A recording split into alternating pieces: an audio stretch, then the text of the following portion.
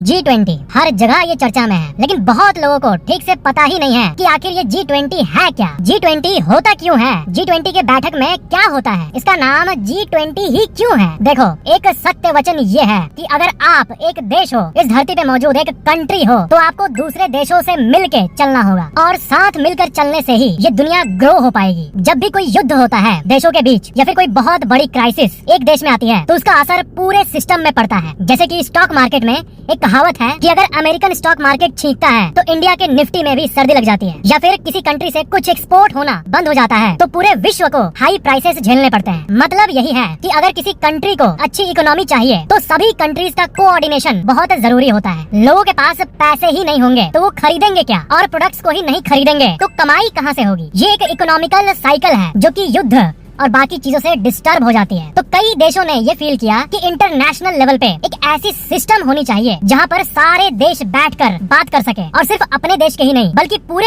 अर्थ की इकोनॉमी को साथ मिलकर बढ़ा पाए, इस पे बात हो सके। इकोनॉमी एक्चुअली में हर देश के कोऑर्डिनेशन और सपोर्ट के चलते बढ़ती है। अगर साथ मिलकर सब काम न करे तो इकोनॉमी पूरी तरह से खुल नहीं पाती। तो इसी के चलते G20 को बनाया गया साल 1999 में। G20 का फुल फॉर्म है ग्रुप ऑफ 20 कंट्रीज, और ये एक फोरम है, यानी एक डिस्कशन वाली जगह है। इसमें 19 देश हैं और यूरोपियन यूनियन साथ मिलकर एक यूनिट की तरह है। टोटल मिलाकर 20। फोरम मतलब एक ऐसी जगह जहाँ पर लोग आपस में बैठकर डिस्कशन करते हैं कि हमें क्या करना चाहिए। तो इस इंटरनेशनल फोरम में जो टॉपिक्स डिस्कस होते हैं वो है financial stability, climate change, sustainable development, health, agriculture, environment, anti corruption. और ये डिस्कशंस हर साल होती है, यानी हमारे दुनिया के जो सबसे बेसिक विषय हैं जिससे इस दुनिया के लोगों की बेसिक सर्वाइवल इफेक्ट होती है, इस G20 फोरम में इसी की डिस्कशन की जाती है। G20 की तरह एक G7 भी होता है, यानी ग्रुप ऑफ 7 कंट्रीज, और उसमें जो डेवलप्ड नेशंस हैं जैसे USA, UK, Japan, Germany, Italy, France, Canada, ये सब मौजूद हैं। लेकिन सिर्फ डेवलप्ड नेशंस आपस में बात करेंगे तो पूरी दुनिया की इकोनॉमी कैसे स्टेबल होगी। ऑलमोस्ट 200 देशों में से सिर्फ 7 का ग्रुप है ये G7, यानी डेवलप्ड नेशन का ग्रुप। तो क्योंकि इतने से काम नहीं चलता, फिर आया G20, यानी 20 नेशंस का ग्रुप, जिसमें डेवलप्ड नेशंस भी है और डेवलपिंग नेशंस भी है, और सब मिलकर आपस में बात करते हैं। और G20 में जो देश है वो है Argentina, Australia, Brazil, Canada, China, France, Germany, India,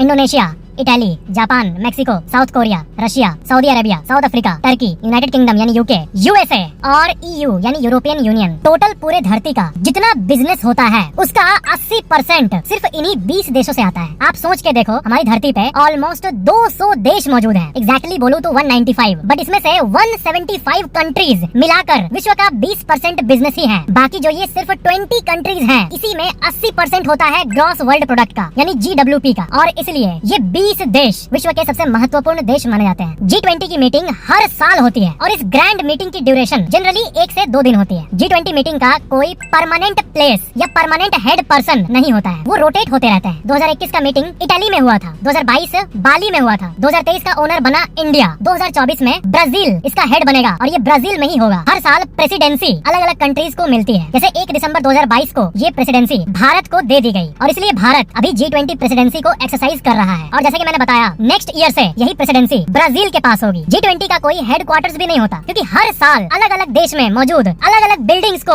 as headquarters use किया जाता है। G20 की इतनी डिटेल्स तो जान ली आपने, लेकिन इसको लेकर कई कंट्रोवर्सी भी हुई है। जैसे कि आप लोग को पता होगा, G20 में डिस्कशंस बहुत चीजों की होती है, जिससे इन्फ्लुएंस तो बहुत सारी चीजें होती है दुनिया में, लेकिन G20 के पास डायरेक्टली कुछ इन्फोर्स करने की ताकत नहीं है, एग्जीक्यूटिव पावर्स नहीं है, एबिलिटी टू इन्फोर्स रूल्स ये नहीं है G20 के पास। और इसी बात की डिबेट है। G20 में एक देश दूसरे देश को रिकमेंडेशन दे सकते हैं कि हमें ऐसा ऐसा मिलकर करना चाहिए, लेकिन कोई एग्जीक्यूट करने की ताकत नहीं है, एक अथॉरिटी बॉडी की तरह। लेकिन फिर भी डिस्कशंस भी बहुत महत्व के होते हैं। डिस्कशन से जो थोड़ा इन्फ्लुएंस भी होता है सभी देशों में, उसी के चलते सभी देश को बहुत फायदा होता है। सबसे ज्यादा अगर किसी चीज को ये G20 बैठक इफेक्ट करती है तो वो है ग्लोबल इकोनॉमी, यानी पैसे की दुनिया, यानी इनडायरेक्टली आपके जेब पे असर डालता है ये G20। कितना एवरेज इनकम बढ़ रहा है, कितना इन्फ्लेशन चल रहा है, देशों के बीच में कनेक्शन कितना मजबूत है, ये सब चीजों का असर आपके जेब पे होता है। ये सारी चीजें आपस में कनेक्टेड हैं, और इसी के चलते आम जनता भी G20 को इतना महत्व देती है। तो यही था G20 का कंप्लीट इन्फॉर्मेशन। क्या आपको पता है कि चाइनीज गवर्नमेंट ने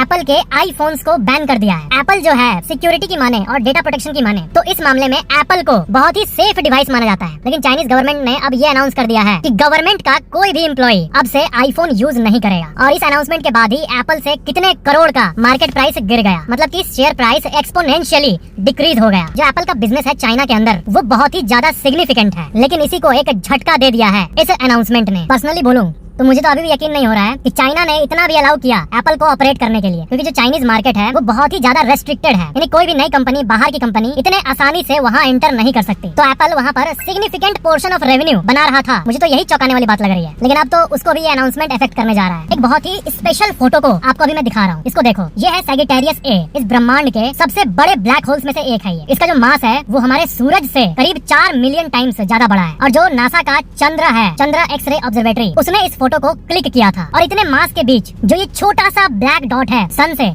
4 मिलियन टाइम्स ज्यादा मास में, यही ये आसपास की चीजों को बहुत तेजी से खा रहा है, ये सैजिटेरियस ए। और कुछ साल बाद हम ये देखेंगे कि ये अपने आसपास की सारे मास को खा चुका होगा पूरी तरह से। हमारे इस ब्रह्मांड में इतने सारे ब्लैक होल्स हैं कि उनका काउंट भी अनगिनत है। और सबसे डरावनी बात तो ये है कि सूरज तो कुछ भी नहीं है। सूरज के सामने धरती मार्बल की तरह दिखती है और सूरज से बड़े तारे भी हैं इस ब्रह्मांड में, लेकिन उन तारों से भी बड़े ब्लैक होल्स हमारे यूनिवर्स में मौजूद हैं। और यही सबसे डरावनी बात है। तो ये थे आज के फैक्ट्स। वीडियो को लाइक जरूर करना, नीचे कमेंट जरूर करना और शेयर जरूर कर देना, और चैनल को सब्सक्राइब करके बेल आइकन ऑन जरूर कर लेना। Thank you so much for watching this video.